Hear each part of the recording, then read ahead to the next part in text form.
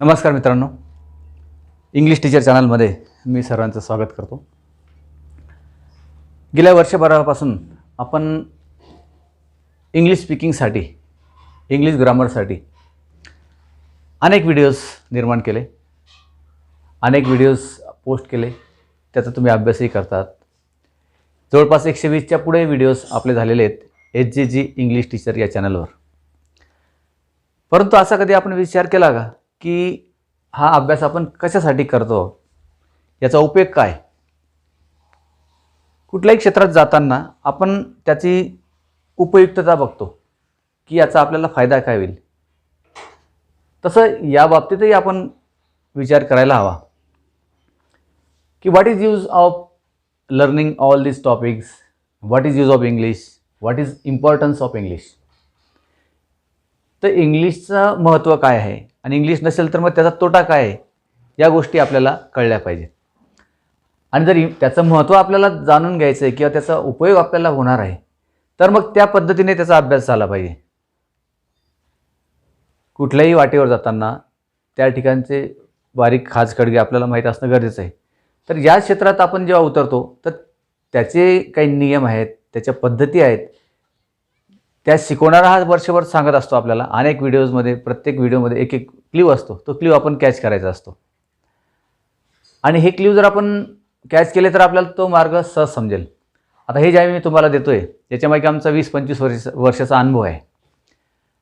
तर तुम्हाला वाटत असेल की सहज एखादा व्हिडिओ लेक्चर पाहायचं किंवा पाहू नये किंवा स्किप करायचं, परंतु त्याच्यामागे प्रत्येक व्हिडिओमध्ये आमचे काही क्ल्यू असतात आणि ते क्ल्यू जर तुम्ही कॅच करत गेले तर तुमचा मार्ग अतिशय सोपं होईल.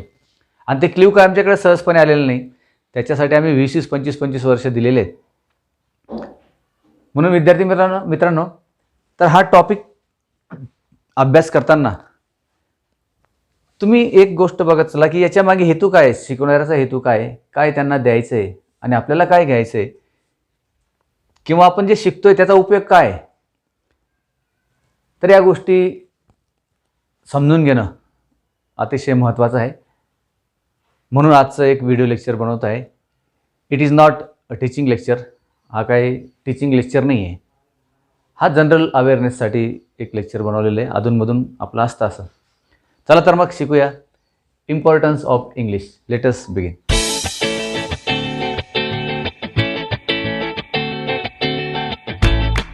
The importance of English can be taught in 5 points as far as my knowledge is concerned. We learn English for 5 things at least. There may be more uses of English, but in short I want to tell the importance of English in 5 points. The first point is we use English for higher education. कुठलाही विद्यार्थी जर इंग्रजी शिकत असेल तर इंग्रजी त्याला उच्च शिक्षणासाठी इंग्रजी लागत असतं, किंवा शालेय शिक्षणासाठी सुद्धा काही सेमी इंग्लिशचे विषय असतात किंवा सर्व जे टॉपिक असतात जे इंग्लिशमधून असतात त्यासाठी त्याला भाषेचा सेन्स लागत असतो. कुठलाही विद्यार्थी जेव्हा ज्ञान ग्रहण करतो तर त्याला 2 ठिकाणी प्रयत्न करावे लागतात.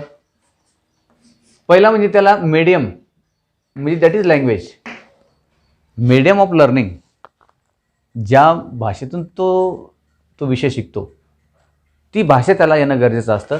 आणि दुसरा जो असतो सब्जेक्ट, एक तर विषय ज्ञान त्याला घ्यायचं असतं परीक्षेसाठी किंवा ज्ञानासाठी, आणि दुसरी गोष्ट जे ज्ञान तो घेणार आहे तो त्या भाषेतून घेत असतो. प्रत्येक वेळेस त्याला विषयाचं ज्ञान मातृभाषेतून मिळेल असं नाही. विषय ज्ञान हे त्या प्रांतामध्ये मातृभाषेतून सुरुवातीला दिलं जातं. नंतर जसजसं तुमचा क्लास वाढत जातो, शिक्षण वाढत जातं, तर हायर एज्युकेशन हे इंग्रजीमध्ये असेल बऱ्याच वेळेस. किंवा आता इंग्रजी भाषेचं महत्त्व सांगताना तुम्ही जेव्हा गावाच्या बाहेर पडतात, शहराच्या बाहेर पडतात, त्यावेळेस तुम्हाला इंग्रजी लागेल. आणि उंच शिक्षणासाठी मोठे मोठे पुस्तकं असतात.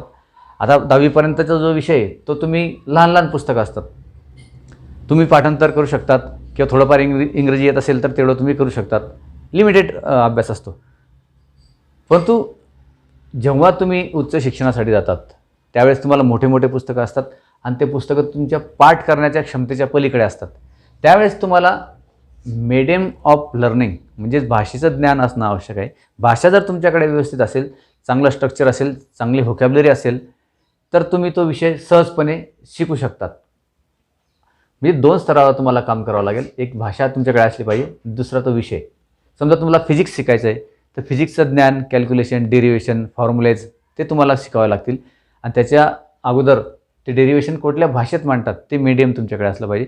म्हणून English is must for the students. So one should not ignore the language. Language is must for the higher education. So keep in your mind all the time that language is must and the vocabulary is must. So the medium is must for learning any kind of subject. So English is must for higher education. This is our first point. The second point is for communication purpose. We use language to communicate our thoughts and feelings. If you are living in Maharashtra, no problem, we can communicate in mother tongue. But in metros, also in Maharashtra, or for educational purpose, or when we want to communicate outside the state, that time we use language, English language. Sometimes we communicate outside the country. So English is international language and it is also language for another states. It is the language of science and technology. When you talk about science, technology, you can use English. When you read books of library, that time we use English. And to communicate at higher levels for interviews, that time we need language, good language. एक चांगली भाषा आपल्याला त्यावेळेस लागते ज्यावेळेस आपण communication करतो. मग त्यावेळेस भाषेचं ज्ञान तर आपल्याकडे आहेच, पण त्याच्या पलीकडे अजून आपल्याला तिथे आपल्याला उच्चार लागेल, नंतर विविध प्रकारचे शब्द लागतील, त्याच्या कंडिशनमध्ये उपयुक्त शब्द लागतील. म्हणजे कम्युनिकेशन हा सुद्धा एक पर्पज भाषा शिकणाऱ्याकडे असायला पाहिजे. जे व्हिडिओ लेक्चर्स आपण टाकलेले आहेत त्याच्यामध्ये हे सर्व गोष्टींचा विचार करून आपण ते शिकवत आलेलो आहे आजपर्यंत. We have been learning since year I think and it will go on in future. So take care about all these points while learning language. कुठलाही व्हिडिओ का सहजपणे टाकलेला नाही, त्याच्यामध्ये काही हेतू आहे, एक पर्पज आहे आणि तो विद्यार्थ्यांना मिळावा असा आमचा एक प्रयत्न असतो. पुढचा पॉईंट आहे फॉर डिफरंट एक्झाम्स. हा बघा, हा एक पॉईंट महत्त्वाचा आहे. We should study English for the exams. They ask question on different angles. They ask question on tenses, they ask question on grammar, clauses and all parts. तर त्या भाषेच्या एकदम बारीक बारीक अंगांवर ते विविध प्रश्न विचारतात आणि ते प्रश्न येण्यासाठी, मार्क्स मिळवण्यासाठी, परीक्षा क्रॅक करण्यासाठी तुम्हाला भाषा शिकणं गरजेचं आहे. इम्पॉर्टन्स ऑफ इंग्लिशमध्ये भाषेच्या कुठल्याही अंगावर ते विचारतात आणि विचारणारे आता इतके बारीक विचारतात की विद्यार्थ्याचा अभ्यास हा अतिशय परिपूर्ण पाहिजे. प्रत्येक भागावर त्याचा भाषेचं ज्ञान झालं पाहिजे. मग ते काळ असेल किंवा प्रिपोजिशन असेल, आर्टिकल असेल, क्लॉजेस असेल, डायरेक्ट इनडायरेक्ट असेल, डिग्री असेल किंवा व्होकॅब्युलरी असेल. सध्या व्होकॅब्युलरीवर फार भर देत आहेत विचारणारे की एक शब्द 2 ठिकाणी कसा वापरता येईल किंवा प्रॉपर ठिकाणी प्रॉपर शब्द कसा वापरता येईल याच्यावर पण मार्क असतो.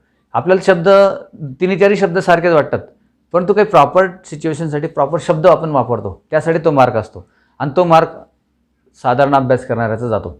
म्हणून अनेक व्हिडिओ लेक्चरमध्ये आम्ही हा पण फोकस केलेला आहे की सारखे शब्द असतात, अर्थ वेगवेगळा असतो, सिच्युएशन वेगळं असतं. शब्द आयडेंटिकल मिनिंग वाटणारे जे शब्द आहेत, though they have identical meaning but they are different in meaning. Slight difference असतो आणि तो डिफरन्स आपण ओळखून त्या परीक्षेमध्ये ते मार्क आपण घेऊ शकतो. So English is must for all types of exams, that is competitive exams.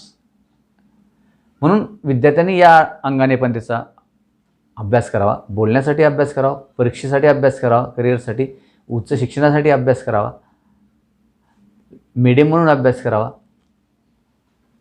पुढचा मुद्दा आहे नीड ऑफ ग्लोबलायझेशन. हां, now it is era of globalization. So there is no limit or there is no border between two countries, you may say, for the trade and for many things. व्यापार करण्यासाठी किंवा इतर अनेक व्यवहारासाठी आता जागतिकीकरण झालेलं आहे. तुम्ही you can go anywhere in the world for marketing, for jobs. So you need language and English is international language, आंतरराष्ट्रीय भाषा आहे. तुम्हाला दुसऱ्या देशात जाताना एक जागतिक भाषा म्हणून इंग्रजीचं ज्ञान असणं आवश्यक आहे. तुम्हाला जो व्यवहार करायचा आहे, व्यापार करायचा आहे, कम्युनिकेशन करायचं आहे, काही लेटर टाईप करायचं आहे, संदेश देवाणघेवाण करायचं आहे, तर तुम्हाला इंग्रजी लागेल. So in the era of globalization English is must. ही जागतिक भाषा आहे आणि याच्या पलीकडे तुम्हाला त्या देशामध्ये गेल्यानंतर इंग्लिश तर मस्ट आहेच, परंतु काही प्रांतामध्ये तुम्हाला जर्मन शिकावे लागेल, तुम्हाला फ्रेंच शिकावे लागेल. हे ॲडिशनल नॉलेज आहे. काही जॉबसाठी तुम्हाला जर्मन लागते, फ्रेंच लागते, काही रशियन लँग्वेज लागते. तो पुढचा भाग आहे. परंतु ॲटलिस्ट इंग्लिश इज मस्ट. आंतरराष्ट्रीय भाषा म्हणून तुम्हाला अगोदर इंग्लिश लागेलच. म्हणून इतर विषयांचा अभ्यास करताना सुरुवातीला इंग्रजी मस्ट आहेच. आणि हे या पद्धतीने आपण टप्प्याटप्प्याने जर थोडा वेळ इंग्रजीला देत गेलो तर त्या सर्व गोष्टी आपल्याला येतात. एकदम तुम्हाला इंग्रजी शिकता येणार नाही. एखादा कोण सांगेल की महिन्यात इंग्रजी शिका, दॅट इज क्वाईट इम्पॉसिबल. 8 दिवसात शिका, कसं काय शक्य आहे? त्याच्या काही प्रोसेस आहेत, काही पद्धती आहेत आणि काही मुद्दे आहेत. त्याप्रमाणे आपण पुढे जातो आणि त्याच्यामध्ये आपण मॅच्युअर होत जातो. 8 दिवसाचं किंवा महिन्याचं 2 महिन्याचं काम नाही आहे आणि त्याला ठराविक थोडा वेळ देऊन लॉंग ड्युरेशनमध्ये जे आपण इंग्लिश शिकतो ते अतिशय चांगलं शिकतो. आणि शेवटचा मुद्दा आहे फॉर नेक्स्ट जनरेशन. हां, आपण तर इंग्रजी शिकतो, आपलं आयुष्य गेलं, परंतु what about next generation? We have to teach all this material for the next generation. आपल्या मुलांना ते आपल्याला शिकवायचं आहे, समाजाला शिकवायचं आहे. पुढील समाज आपल्यासारखंच जीवन जगण्यासाठी त्यांना इंग्रजी लागेल. किंवा आपल्याला इंग्रजी शिकताना काय अडचणी आल्या किंवा आपण इंग्रजीचं नॉलेज ग्रहण करण्यासाठी आपल्याला कोणता मार्ग स्वीकारावा लागला, कशा पद्धतीने आपण शिकलो, ते तुम्ही नेक्स्ट जनरेशनला सांगा. आणि हे नॉलेज इंग्रजीचं पुढच्या जनरेशनला द्या आणि त्यांनासुद्धा यशस्वी होऊ द्या. म्हणजे आजच्या व्हिडिओ लेक्चरमध्ये it is non teaching lecture. हेच सांगायचं आहे की आपण जे करतो आहोत वर्षापासून किंवा जे व्हिडिओज टाकलेत त्याच्यामागे काही ना काही हेतू आहे. तो हेतू तुम्ही लक्षात घ्या आणि ते सर्व ज्ञान तुम्ही ग्रहण करा, टप्प्याटप्प्याने शिका आणि इतर मित्रांमध्ये शेअर करा, कॉमेंट करा, सबस्क्राईब करा. ह्या गोष्टी मी काही सांगत नाही कुठल्या व्हिडिओ लेक्चरमध्ये, कारण व्हिडिओ लेक्चर तुम्हाला आवडत असेल, त्याची उपयुक्तता असेल तर त्या गोष्टी आपोआप होतात. म्हणून प्रत्येक लेक्चरमध्ये मी काही सांगत नाही कॉमेंट करा, शेअर करा, सबस्क्राईब करा. हा विद्यार्थ्याचा आवडीचा भाग आहे. परंतु या ठिकाणी 20-25 वर्षाचा एक्सपिरियन्स आम्ही तुम्हाला देतो आणि या सर्व गोष्टी कशा गरजेच्या आहेत.